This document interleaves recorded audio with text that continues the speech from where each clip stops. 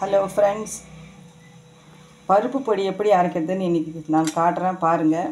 இது வந்து ட்ரையாக தான் எல்லாத்தையும் நம்ம வறுக்கணும். எண்ணெய் போடாத வறுத்து ஆற விட்டுட்டு மிக்சியில் அரைச்சி சாதத்தில் போடணும். இதுக்கு எண்ணெயோ நெய்யோ எதுவும் போடாத வெறும் வானலில் வறுக்கணும்.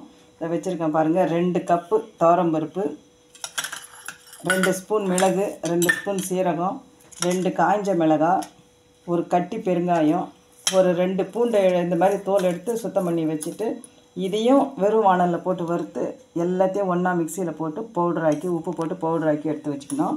அதுக்கு திட்டமாக உப்பு. இந்த பருப்பொடியை போட்டு சாதத்தில் கொஞ்சமாக நெய் போட்டு கலந்து சாப்பிடுங்க. உடம்பு ஆரோக்கியமாக இருக்கும். வெறும் வானலில் எப்படி வறுக்கணும் பாருங்கள்.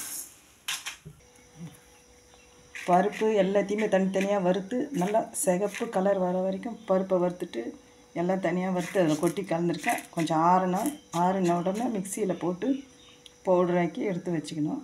அதை அரைச்ச அப்புறம் காட்டுற பாருங்கள். சேர்த்து ஆற விடணும். அது